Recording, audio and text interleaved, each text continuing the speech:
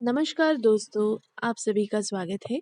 और आज के वीडियो में हम जानेंगे रजनीगंधा के बारे में, जिसे गुलछड़ी के नाम से भी जाना जाता है, निशिगंधा के नाम से भी जाना जाता है और इंग्लिश में इसे ट्यूबरोज के नाम से भी जाना जाता है।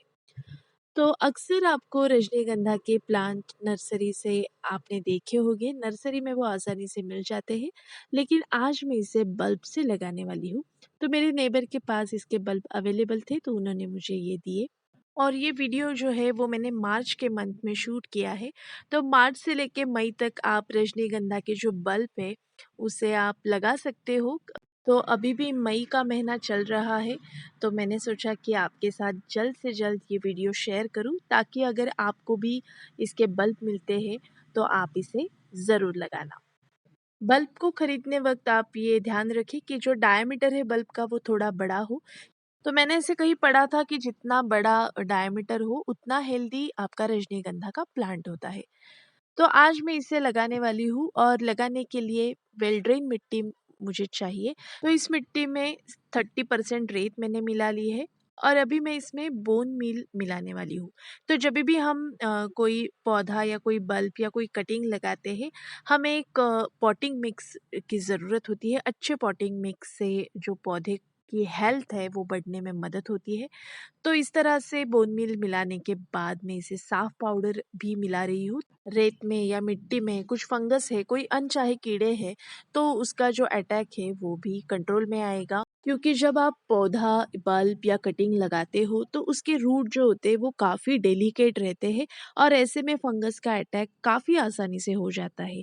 तो इसीलिए हमें फंगीसाइड या साफ की पाउडर हमेशा पॉटिंग मिक्स में मिलाना बहुत ज़रूरी होता है। इसके बाद कैल्शियम बढ़ाने के लिए राख की पाउडर मैं ऐड कर रही हूँ। मिट्टी में कैल्शियम की जो मात्रा है उसका भी लेवल है वो बढ़े।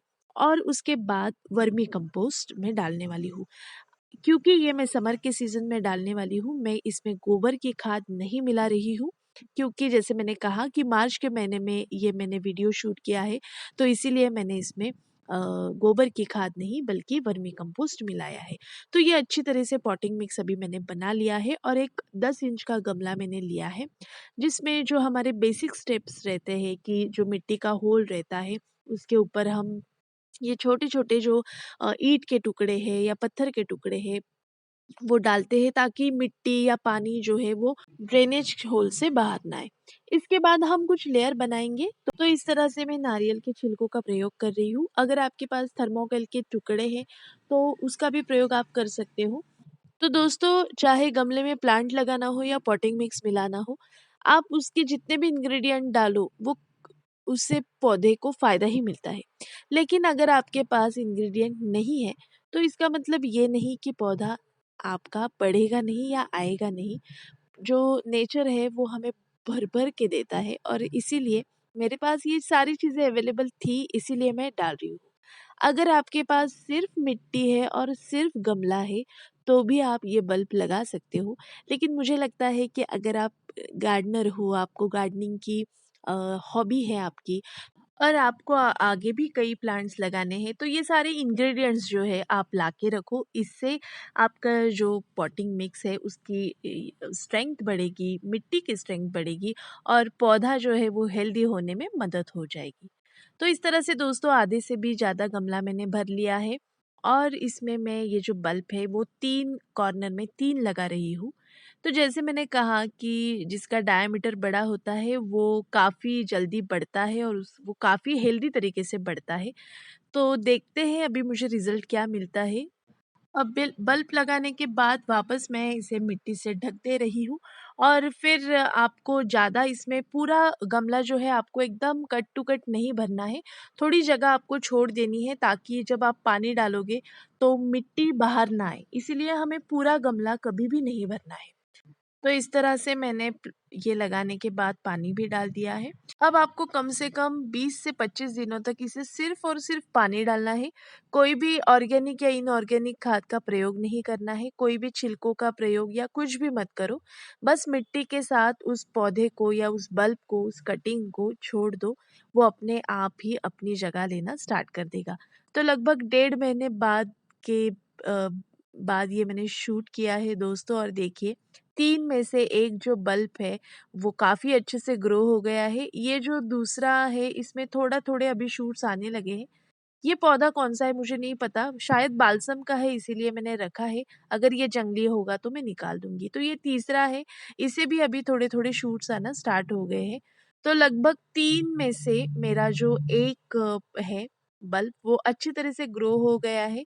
तो इसे लगाने के बाद दोस्तों 3 से 4 महीने के बाद इसे फूल आते हैं। अब ये तो बहुत छोटा है और ये भी बहुत छोटा है, लेकिन ये भी ज़रूर बढ़ेगा, बस थोड़े पेशेंस हमें रखने हैं।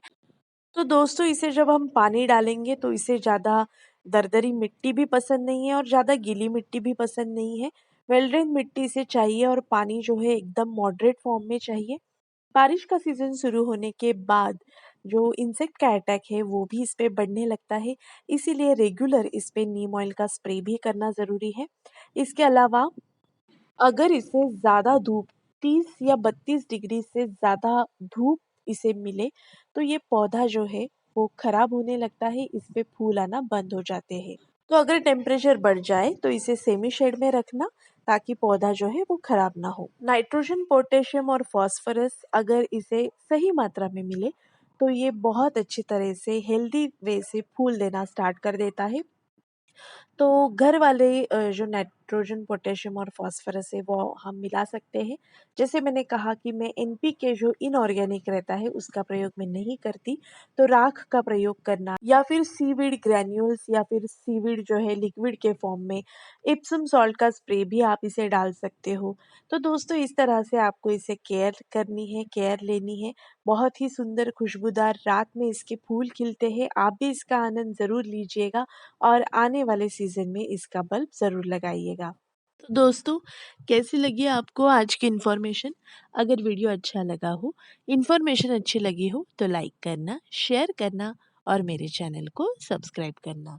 Thank you.